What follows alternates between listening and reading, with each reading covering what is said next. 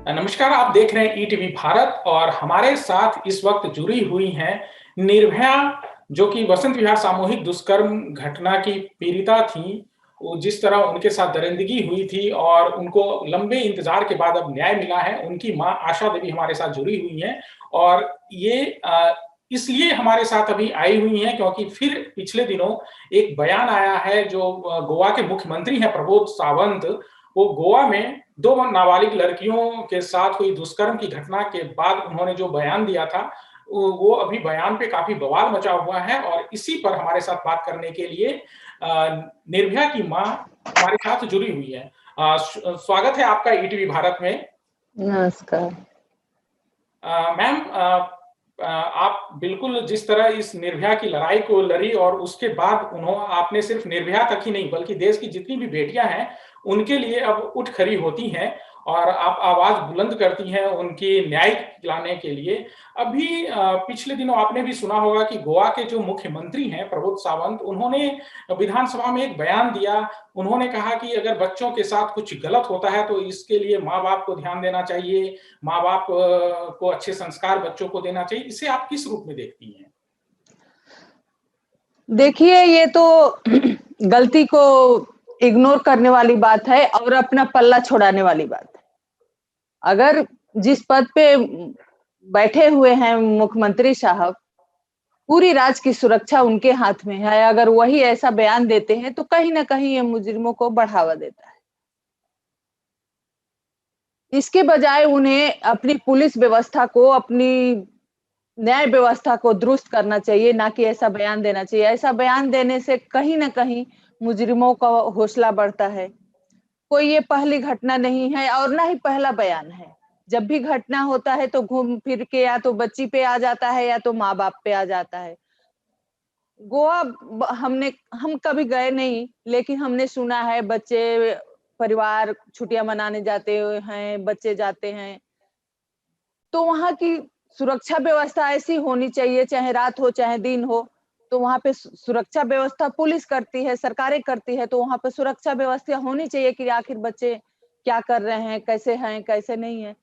माँ-बाप का दोषी माँ-बाप को दोष देना, ये कहीं न कहीं अपना पल्ला छुड़ाने वाली बात है, क्योंकि कोई माँ-बाप नहीं कहता है, नहीं अपने बच्चों से कि जाओ तुम गलत काम करो, चाहे बेटा हो, चाहे बेटी हो।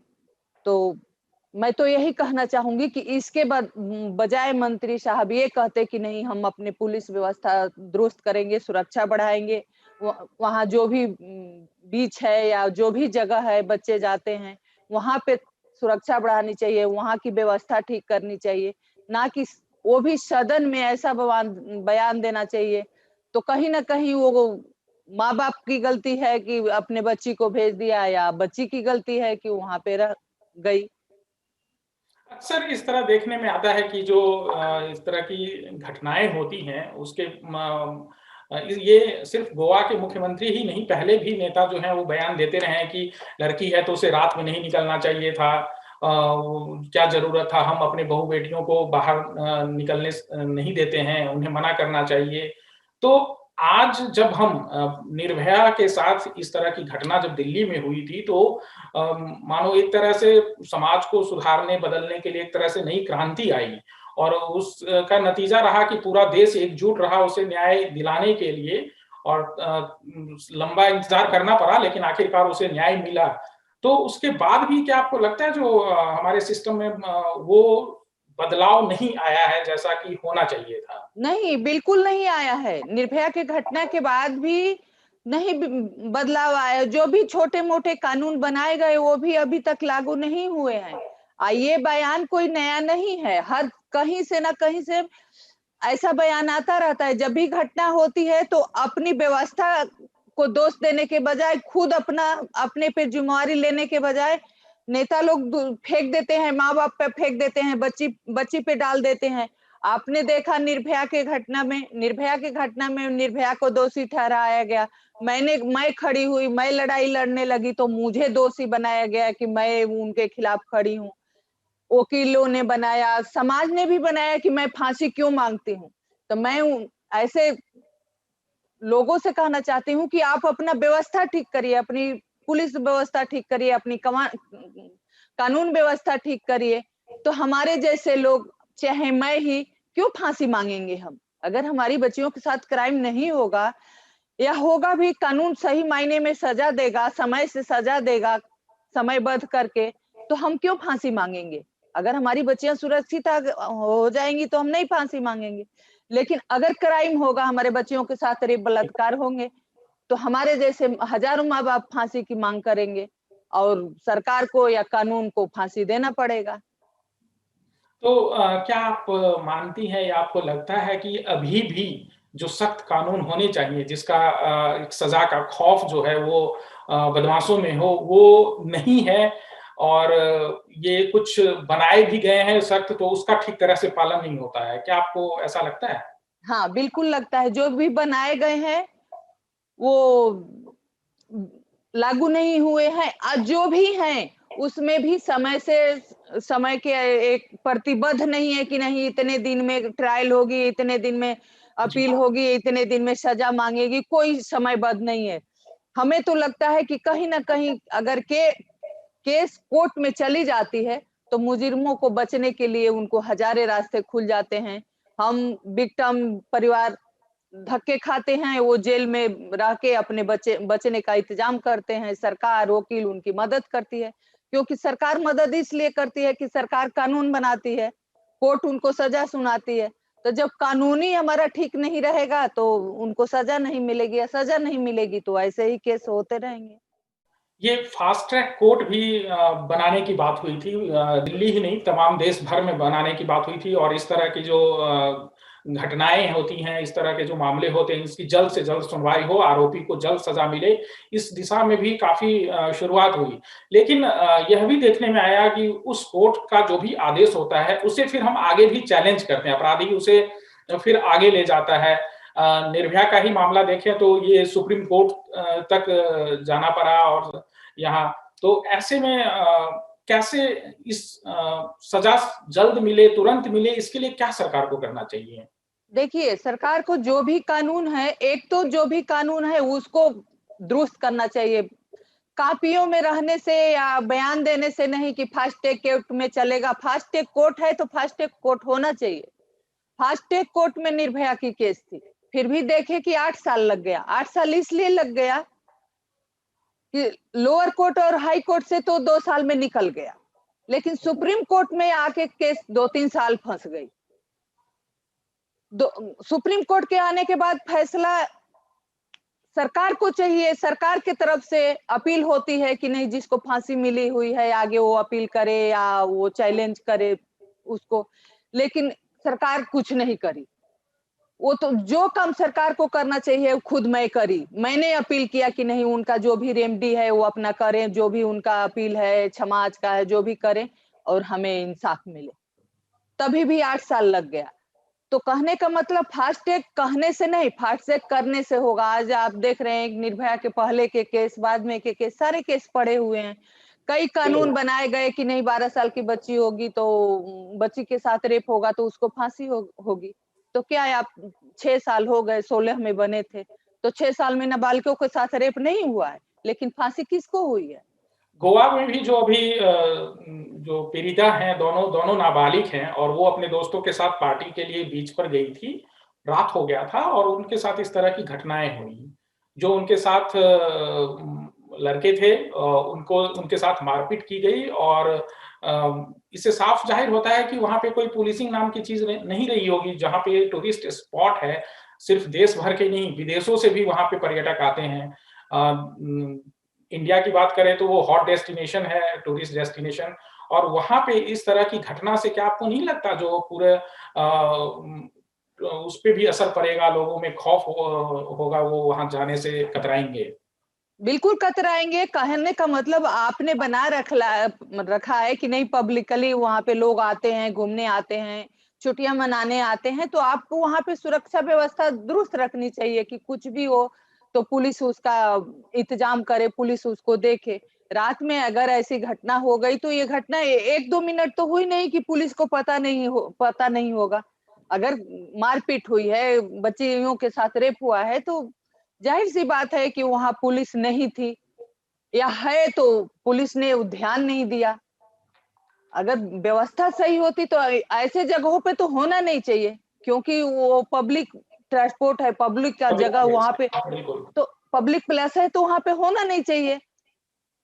मान लीजिए घटना हो जाती है, रोड रोड पे हो जाती है, अंधेरे में होती है कि मान लो कोई नहीं रहता है, वहां पे तो ऐसा होना नहीं चाहिए। अगर हुआ है तो जरूर न कहीं ये हमारी सुरक्षा की कमी के वजह से हुआ है, पुलिस की सुरक्षा की कमी की वजह से हुआ है। और बिल्कुल, गोवा के उनको सजा विधानसभा में देने के बजाय, उनकी गलती उनको पकड़ने के बजाय, उनको सजा देने के बजाय अगर ऐसा बयान आता है तो ये हमारे लिए या समाज के लिए बहुत दुखदाई है। क्योंकि जब भी घटना होती है, मैं तो इस पे हजार बार बात कर चुकी हूँ, जब भी घटना होती है, चाहे किसी देश में, यूपी में, बिहार में, दिल्ली में, कहीं भी हो, कहीं से एक नेता उठते हैं, बच्ची पे थोप देते हैं कि वो तो छोटे कपड़े पहने थी, वो तो रात में घूम रही थी। लेकिन तो उनको उस बच्ची के दोष देने के बजाय अपने व्यवस्था को दोष देने चाहिए, खुद अपने को दोष देना चाहिए, क्योंकि कहीं न कहीं वो राज्य में मंत्री हैं या एमपी हैं। जिम्मेदार पदों पर हैं, उनसे उम्मीद की जाती है कि वो समाज में अगर कोई गलत काम कर रहा है तो उसे वो सुधारेंगे। लेकिन ऐसी बदजुबानी हो ही जाती है कि नेता के बोल से अपराधियों को लगता है कि उन्हें एक तरह से हौसला मिलता है बिल्कुल और मिलता शायद है, उनको बढ़ावा मिलता है। कहीं न कहीं वो उनके रिश्तेदार होते हैं, भाई-भतीजे होते हैं, इसलिए वो ऐसे बोलते हैं। तो शायद उनको यही वजह बढ़ावा रहा कि प्रमोद सावंत जी को भी जो है अपनी भूल का एहसास हुआ जब विपक्षियों ने इस पर शोर किया, तो फिर बाद में उन्होंने माफी मांग ली। लेकिन एक बयान जिस तरह से अगर तीर कमान से निकल जाए दोबारा वापस नहीं आ सकता, वो अपना असर तो कर ही गया। महिला सुरक्षा एक बहुत बड़ा मुद्दा है देश में आज भी। निर्भया कांड के बाद लोगों में बड़ी उम्मीद जगी थी कि वाकई सिस्टम ऐसा बन जाएगा कि हम 24/7 जहाँ चाहे वहाँ जा सकते हैं, जहाँ चाहे काम कर सकते हैं। अभी अन्य जब हम विकसित देशों की तरह हम भारत को बनाने की बात कर रहे हैं, तो उसमें भी ये एक अहम कड़ी होगा। लेकिन ऐसा नहीं हो पाया, तो आखिर क्या करना चाहिए? सरकार प्रशासन को क्या जो बातें कही गई थी 2016 में, वो आपको लग रहा है जो अभी अमल में नहीं लाया जा रहा है, पूरी तरह बिल्कुल अमल नहीं नहीं लाया जा रहा है। आपने देखा कि निर्भया की घटना हुई, लोगों ने, देश-विदेश से लोगों ने, पूरे इंडिया में जी, धरना प्रदर्शन हुआ, युवा बच्चे हमारे रोड पे आ गए, लेकिन धीरे-धीरे चीजें ठंडा हो गई। तो कहीं न कहीं सबक सीखने के बजाय हम अपने-अपने घर को चले गए। अगर ऐसी घटना हो गई, हम इससे सबक नहीं सीखे, तो कब सीखेंगे? निर्भया के बाद कितने घटनाएँ हुई, हज़ारों बच्चियाँ हमारी बलि चढ़ गईं। लेकिन आज भी ना हमारे नेता लोगों का बोल बदला, ना ही हमारा सिस्टम बदला। सिस्टम में जो भी लोग बैठे हुए हैं, आप देखेंगे कि एक चीज़ के लिए सरकार के पास जाओ, पुलिस के पास जाओ, कोर्ट में जाओ, तो हमारा सिस्टम अपने आप में सही नहीं है। जो भी कानून व्यवस्था है, उसको भी सही मायने में काम नहीं हो रहा है। अगर पुलिस अपना सही से काम करे, कोर्ट अपना सही से काम करे, सरकार अपनी ज़िम्मेवारी निभाए, तो हमारी बच्चियाँ सुरक्षित हो जाती। लेकिन कब होगी, कैसे होगी, ये तो समय बताएगा। बिल्कुल, इस तरह की घटना को रोकने के लिए ही निर्भया फंड भी बनाया गया था और पिछले 2020 की हम रिपोर्ट की बात करें तो उसमें साफ देखने में आया कि उस फंड को खर्च तक करना, जिस मद में खर्च करना गया था, सरकारों ने इसमें दिलचस्पी नहीं दिखाई। चाहे हम दिल्ली की बात करें या उत्तर प्रदेश की या अन्य राज्यों की। जी, हम हमें भी पता है, हमने भी कई बार इस पे आवाज़ उठाई। हमने 2016 में ही जब एक आरटीआई डाली थी, तो उसमें पता लगा था कि हमारा लैब नहीं है, तो उसके लिए भी हमने हर सरकार में चाहे दिल्ली सरकार हो जी, या केंद्र सरकार हो, हर मंत्री को, हर प्रधानमंत्री जी को, हर जगह हमने, बाल विकास मंत्रालय में हर जगह हमने लेटर लगाया, क्योंकि हमें पता लगा था कि ये फॉरेंसिक ह लैब ऐसी घटनाओं की हाँ, जाँच तेज़ी से हो तो समय तेजी से कम हो, लगता है। क्योंकि जब पता लगा था हमें, तो उसमें से 6000 केसों में से 3000 सैंपल्स एक्सपायर हो गए थे। जी, आप ये बताइए कि अगर 3000 सैंपल एक्सपायर हो गए, तो उस क्राइम के तो मुजरिम छूट जाएँगे, क्योंकि उनके खिलाफ सबूतें नहीं इकट्ठा होगा। तो हमने इसी करके कि अगर महिलाओं के लिए वो फंड बनाया गया था, 2012 में जब घटना हुई थी, 13 में बना था, तो हमने यही सोचा था कि उस फंड से सरकार फोरेंसिक लैब बनाए और एक ऐसा डिपार्ट हो कि सिर्फ और सिर्फ क्रिमिनलों का, मर्डर का उसमें सैंपल जाए और समय से उसका सैंपल का रिपोर्ट आए और ट्रायल हो और लोगों को जल्दी से इंसाफ मिले, बच्चियों को जल्दी से इंसाफ मिले। लेकिन उसका भी जवाब हमें आज तक नहीं मिला। न ही वो काम दिखा कहीं कि नहीं दिल्ली में ऐसा कोई फोरेंसिक लैब बनाया गया है, क्योंकि हमारे टाइम में भी फोरेंसिक में जो रिपोर्टें गई थी बहुत देरी से भाग-दौड़ गई के थी और इस देरी वजह से से गई। कई बार हुआ जो सुनवाई भी टली, मामला बढ़ा हाँ, आगे। हाँ। तो इस तरह के तभी जो हमने इस पे आवाज उठाई थी, तभी हमने आवाज उठाया कि सरकार के पास पैसे हैं, उनके पास ताकत है, वो चाहे तो इस चीज को ठीक कर सकते हैं। लेकिन दिल्ली सरकार में भी मैं गई, केंद्र में भी मैंने दिया, लेकिन उसका कोई जवाब नहीं मिला। उस पैसे को अलग-अलग जगहों में पता लगता है कि खर्च किया जाता है, लेकिन महिलाओं के लिए, महिलाओं की सुरक्षा के लिए, उनके इंसाफ के लिए हमें नहीं लगता है कि वो कोई ऐसी कमेटी बनी या ऐसी कोई चीज बनी जो कि महिलाओं को काम आए। तो जिस तरह राज्य के मुखिया, मुख्यमंत्री होते हैं, मंत्री होते हैं और इस तरह बड़े पदों पर बैठे लोग अगर इस तरह की बदजुबानी करें, उनके बोल बिगड़ जाए, तो आपको नहीं लगता जो जनता में काफ़ी मायूसी हाथ उन्हें लगती होगी और वो काफ़ी निराश होते होंगे? उन्हें तो इस बात पे भी लगता होगा दुःख होता होगा कि हम कैसे राज्य में रह रहे हैं, कि जिनका मुखिया इस तरह का प्रतिनिधित्व कर रहे हैं। जी, बिल्कुल दुःख होता है।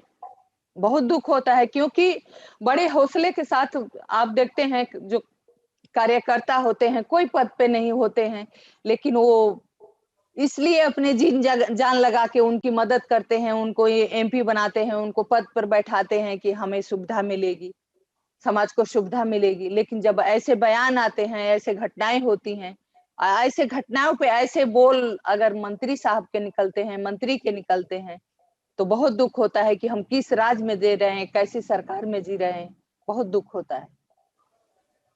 चलिए, बहुत-बहुत शुक्रिया आपका जुड़ने के लिए और आपकी बात ही हम चाह रहे थे कि पूरा देश सुने, उन तक पहुँचे ताकि इस तरह की बदजुबानी या बिगड़े बोल अगर कोई निकालना चाहते हैं, तो पहले वो सोचने को मजबूर हो। जी, शुक्रिया बिल्कुल, आपका। हम कई जगह चैनल में या कई जगह बैठते हैं, तो हम बोलते हैं कि सोच बदलना चाहिए। तो मैं कहती हूँ कि समाज की सोच बदले, हमारे युवा बच्चों की सोच बदले, हमारे ब हम पेरेंट्सों की सोच बदले, लेकिन सबसे पहले ज़रूरी है कि हमारे जो राज्य में या केंद्र में या कहीं भी हमारे जो प्रतिनिधि हैं, उनकी सोच बदले, तभी हमारी बच्चियाँ सुरक्षित हो। बहुत बड़ी बात आपने कही कि पहले हम जिनसे अपने नेता के रूप में चुनते हैं, जनप्रतिनिधि के रूप में, वो अच्छा व्यवहार करें, उनकी सोच अच्छी हो, तभी वो हमें भी सुरक्षित रह सकते हैं और हमें भी एक अच्छा समाज बनाने में वो सहयोग दे सकते हैं। चलिए, आपसे बात करने के लिए बहुत-बहुत शुक्रिया। नमस्कार।